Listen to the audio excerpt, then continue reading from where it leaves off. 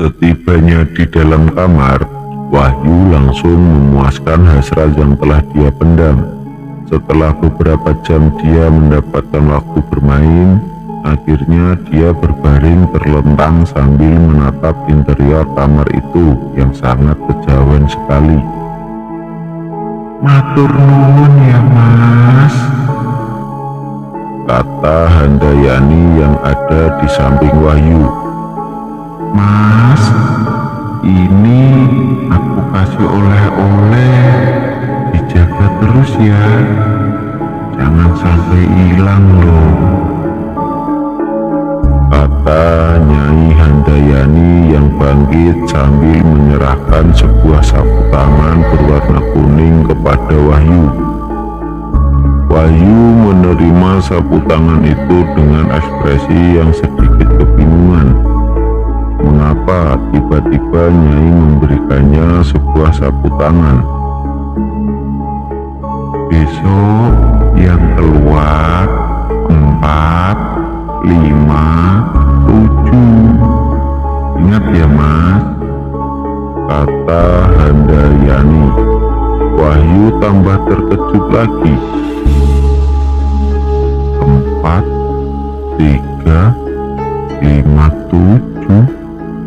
Apa itu? Tanya Wahyu dengan penasaran. Dia sama sekali tidak mengerti apa yang dikatakan oleh Nyai. Kita nanti jumpa lagi loh Mas. Ingat, malam Jumat Legi ya, Mas Wahyu harus kesini. Dan Mas jangan main-main sama wanita lain, kata Handayani. Sebelum Wahyu bisa menjawab, segala pemandangan desa Jawa tempo dulu, gamelan, rumah limas, kamar, dan Nyai Handayani sendiri tiba-tiba menghilang tanpa sebab. Loh, di mana aku? Wahyu terkaget. Kemudian dia mencoba melihat di sekitarnya.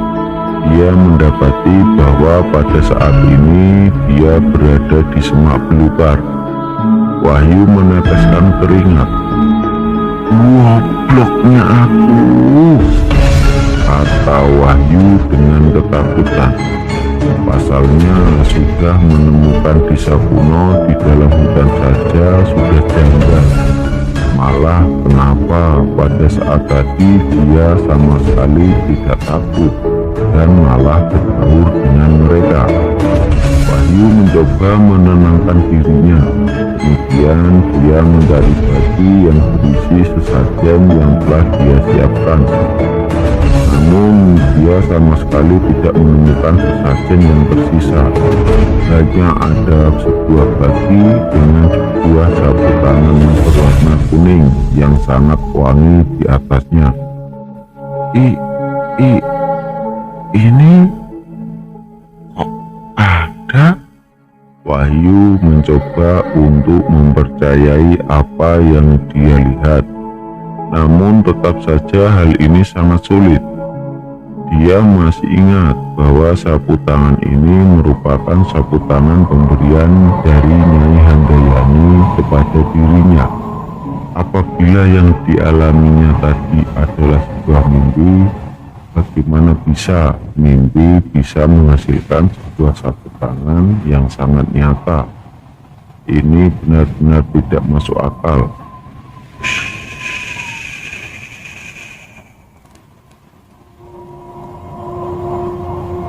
Tiba-tiba angin berhembus dengan sangat dingin. Wahyu tambah merinding. Dia mengambil bagi kosong itu dan melesat ke arah warungnya Mbah Solikin. Aku harus tanya ke Mbak Solikin ini, apa usahaku ini berhasil apa enggak? Batinnya dalam hati. Wahyu terlihat tersengal-sengal ketika dia tiba di tempat Mbah Solikin yang masih setia menunggunya di pinggir jalan. Mbah Solikin rupanya menunggu Wahyu sambil membakar ketela. hasil dari kebun serta menyalakan sebuah rokok. Loh, ini pakai dulu, kata Mbah Solikin yang langsung menyuruh Wahyu untuk mengenakan pakaiannya. nggih Mbah, Kata Wahyu. Mbah Solikin sendiri melihat Wahyu dengan tampilan yang sangat kasihan. Pasalnya wajah Wahyu pada saat ini terlihat sangat pucat dan begitu berkeringat. Bagaikan Wahyu baru saja mengalami hal yang sangat buruk. Hal ini segera membangkitkan rasa penasaran dari Mbah Solikin. Mbah Solikin langsung bertanya kepada Wahyu. piye le? Tanya Mbah Solikin. Sebentar ya Mbah, sebentar. Wahyu masih bergetar. Wajahnya masih pucat. Rupanya dia masih belum bisa menjawab pertanyaan dari Mbah Solikin. Mbah Solikin mengerti. Sepertinya apa yang dialami Wahyu sangatlah berat. Mbah Solikin langsung menuangkan sebuah wedang jahe kepada Wahyu. Wahyu pada saat ini duduk di depan api unggun yang dibuat oleh Mbah Solikin untuk membakar ubi. Dengan kombinasi dari wedang jahe dan api unggun itu, akhirnya hawa dingin yang telah menjalar di sekujur tubuh Wahyu perlahan menghilang. Wahyu memejamkan mata perlahan sambil menghembuskan nafas yang berat. Dia terlihat sudah siap untuk bercerita. Sementara itu Mbah Solikin terlihat sudah siap mendengarkan. Jadi gini ceritanya Mbah, Kata Wahyu mulai menceritakan kisah yang tidak pernah dia lupakan seumur hidup. pertama aku menemukan sebuah desa Mbah. Desanya aneh, aku kira emang desa, tapi dipikir-pikir lagi, masa iya ada desa tiba-tiba muncul di tengah hutan? Kata Wahyu. Kemudian dia menceritakan dengan detail bagaimana semua warga desa yang ada di tempat itu memperlakukannya dengan sangat baik. Sementara itu respon Mbah Solikin sangat tegang sambil mengangguk-anggukkan kepalanya. Ekspresi Mbah Solikin semakin menegang ketika Wahyu menceritakan duduk bersama dengan Nyai Handayani, dan mereka membuat sumpah bahwa Wahyu mau menerima Nyai Handayani. Bagus le, awalnya aku takut apabila kamu di tengah jalan menolak permintaan Nyai, kata Mbah Solikin dengan bersemangat. terus kelanjutannya gimana le? Tanya Mbah Solikin. Akhirnya Wahyu menceritakan kelanjutannya di mana dia dan Nyai Handayani memadu kasih di dalam sebuah kamar pengantin berinterior kejawen. Gini Mbah, tadi Nyai Handayani bilang bahwa aku diharuskan untuk kesini setiap malam Jumat Legi, kata Wahyu. Mbah Solikin manggut-manggut. Ya gitu le, kamu kan kasarannya udah jadi suaminya Nyai Handayani, jadi ya kamu harus ngasih nafkah batin ke Nyai. Sebagai gantinya, karena Nyai Handayani sudah jadi istri kamu, dia bakal nolong kamu walau kamu kesusahan sekalipun, dan Nyai bakal memenuhi keinginan kamu. Imbuh Mbah Solikin. Wahyu langsung bersemangat mendengar kata-kata Mbah Solikin. Leres nih Mbah, Tanya Wahyu kepada Mbah Solikin. ya bener tole, buat apa Nyai Handayani milik kamu kalau Nyai nggak bisa nolong kamu? Kata Mbah Solikin. Wes, kamu sekarang jangan khawatir, hidup kamu bakal berubah kamu sudah nggak usah takut kere lagi, embunnya. Nggih Mbah, atur nuwun ya Mbah, kata Wahyu dengan penuh rasa syukur. Seharusnya kamu gak usah terima kasih ke aku, tapi ke Nyai Handayani yang mau nerima kamu, Le, kata Mbah Solikin. Oh iya Mbah, tadi Nyai bilang 4357. Itu artinya apa ya Mbah? Tanya Wahyu. Hah? Kamu dapat nomor dari Nyai? Tanya Mbah Solikin dengan kaget. Nggih Mbah, tapi saya bingung. Itu nomor apa ya? Ungkap Wahyu. Oh alah Lele, iku yo nomor togel no Le.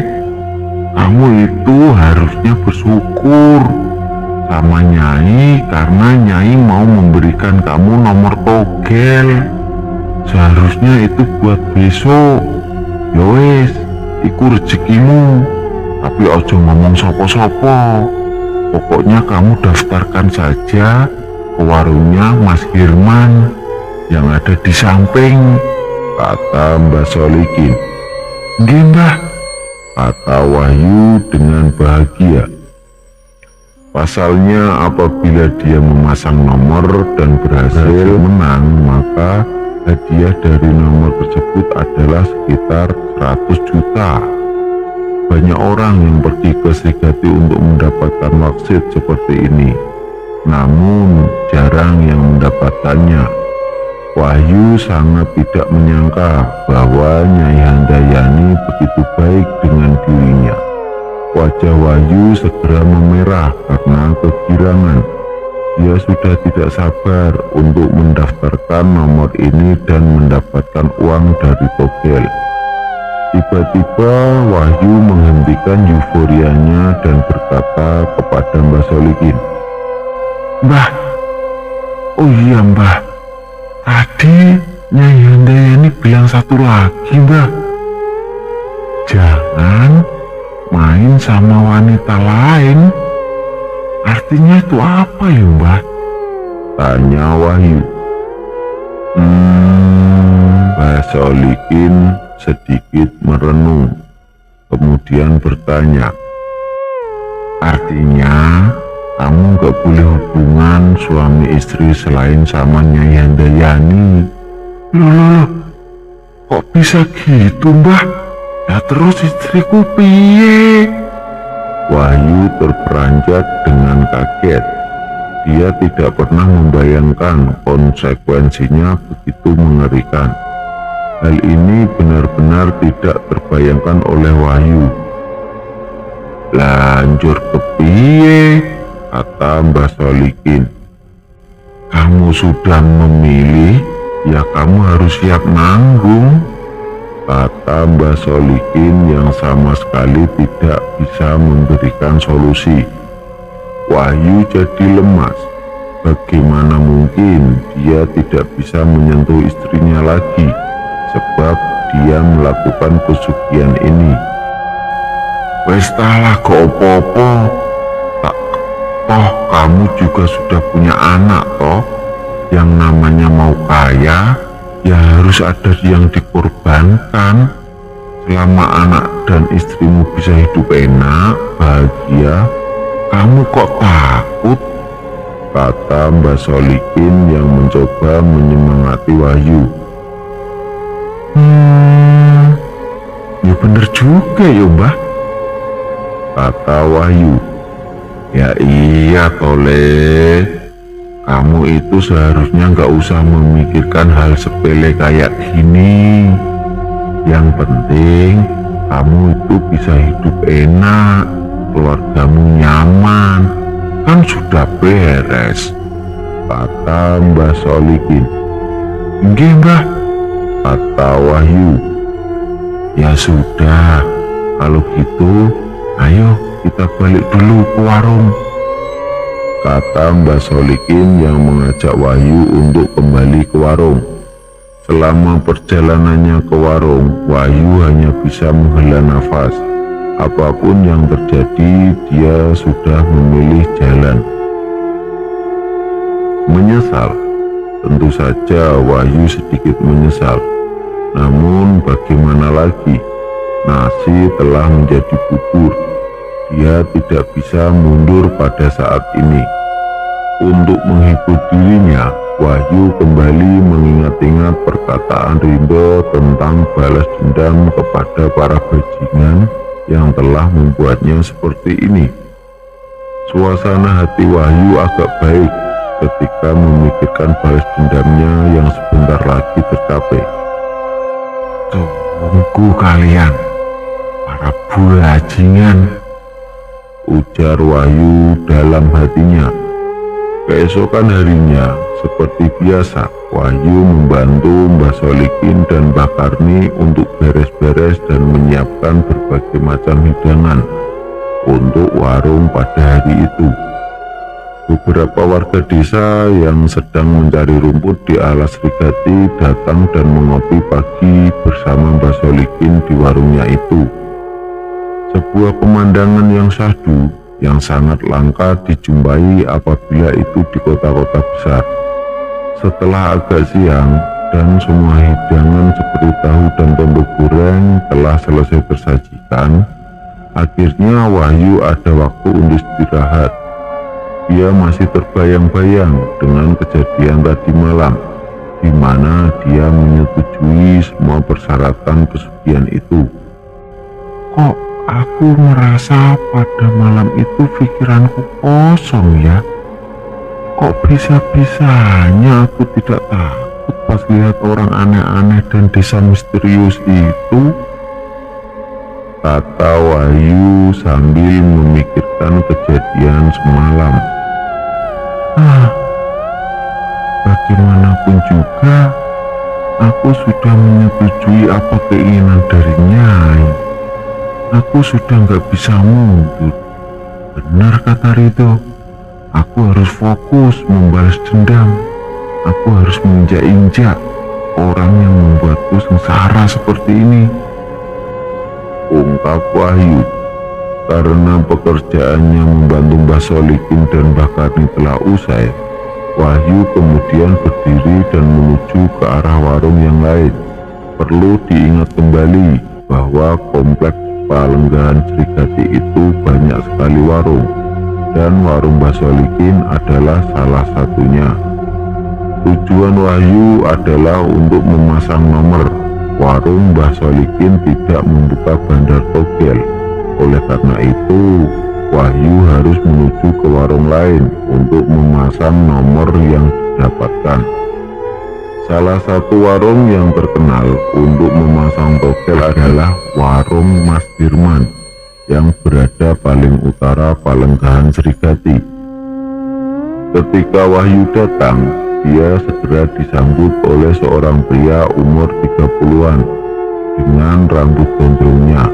Meskipun dia memiliki rambut yang gondrong, namun dia sama sekali tidak terlihat menyeramkan. Bahkan kebalikannya, dia sangat ramah. "Hei, Mas Wahyu!" Mas Hirman segera menyapa Wahyu ketika Wahyu mendekat. "Nggih, Mas Hirman," kata Wahyu dengan sopan. "Gimana, Mas? Kok tampaknya sekarang sudah agak sumringah?" kata Hirman kepada Wahyu. Biasa aja Mas kata Wahyu. "Gini Mas, aku mau pasang nomor, hehe," kata Wahyu tanpa basa-basi lagi. "Oh alah," kata Mas Hirman. Mas Hirman sama sekali tidak risau tentang pasang nomor atau sebagainya, sebab hal ini seperti sudah biasa bagi Mas Hirman. Dia telah menjalankan bisnis ini sudah puluhan tahun. Banyak orang jobless dan orang-orang pelarian yang mencari wangsit di tempat ini, kemudian memasang nomor togel kepada dia. Oleh karena itu, Mas Hirman tidak asing apabila Wahyu memasang nomor. Mau berapa digit mas? Tanya Mas Firman yang mengambil catatan dari sakunya dan sebuah pena. Wahyu sendiri telah melihat beberapa list angka yang terdapat di catatan itu. Jelas sudah ada beberapa orang di pagi hari itu yang telah memasang nomor kepada Mas Firman. 4 mas, kata Wahyu. Weh, sangar men mas, kata Mas Firman menggoda Wahyu. Kalau menang lumayan nih mas, hahaha. Mau pasang angka berapa? Mau setor berapa ribu? Ayo ngomong, tanya Mas Firman kepada Wahyu. Wahyu kemudian mengambil selembar uang 20 ribuan yang telah dia dapatkan dari Rindo. Pada saat ini dia tidak berani all in karena dia takut apabila tebakannya ini meleset. Kalau meleset dan sudah terlanjur all in, maka Wahyu kehilangan uang darurat lagi. 4357 ya mas, 20 ribu, kata Wahyu. Weh, banyak banget mas, 20 ribu itu banyak loh, yakin. Tapi kalau menang Mas Wahyu dapat 100 juta sih, kata Firman. Lo yakin Thomas, ini uangnya, monggo, kata Wahyu sambil menyerahkan uangnya kepada Mas Firman. Oke deh, aku catat ya. Mas Wahyu 3457, 20 ribu. Oke, sudah, kata Mas Firman. Oke, siap mas, kata Wahyu. Ini pakainya Singapura, jadi keluarnya nomor nanti malam jam 10 mas. Gak apa-apa toh? Tanya Mas Firman kepada Wahyu. Wah, gak masalah mas, santai aja, kata Wahyu. Kalau gitu saya pergi dulu ya mas, imbuhnya. Oh iya mas, tenang aja, nanti aku kabarin kalau menang, hehehe, kata Mas Firman dengan ramah. Setelah memasang togel, akhirnya Wahyu memilih kembali ke warung untuk mengambil satu buah dupa dan menuju ke pinggiran Kali Tempur. Dia menuju ke bawah pohon tempat pertama kali dia bermimpi dengan Nyai Handayani. Dia menyelapkan dupa. Selanjutnya bau harum menyerbak dari dupa tersebut. Hanya dengan menghirup udara wangi dari dupa tersebut, hati Wahyu terasa jauh lebih rileks. Dia kemudian mencoba tidak memikirkan hal-hal buruk seperti pantangan tidak berhubungan suami istri, kecuali dengan Nyai Handayani. Alah, aku tidur aja dulu. Urusan sekarang pikir sekarang, urusan nanti pikir nanti. Yang penting mudah-mudahan aja togelku dari Nyai tadi benar-benar tembus, kata Wahyu sambil memejamkan matanya dan kemudian berusaha untuk tidur. Suara genggaman air, suara burung-burung, dan suara hembusan angin pelan yang sangat sejuk membuat mata Wahyu semakin ngantuk. Dia kemudian tersenyum ketika membayangkan apabila nomor yang dia pasang ternyata berhasil. Dia sudah merencanakan bagaimana untuk menggunakan uang-uang itu ke depannya.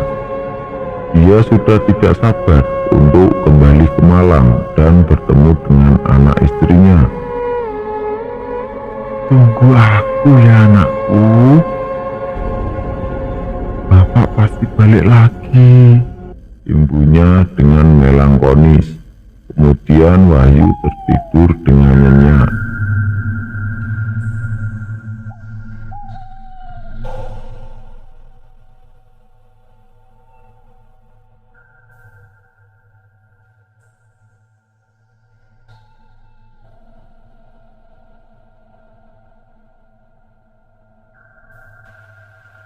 Oke sahabat, cukup sekian cerita dari kami.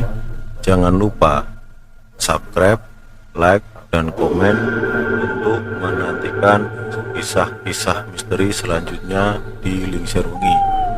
Terima kasih. Wassalamualaikum warahmatullahi wabarakatuh.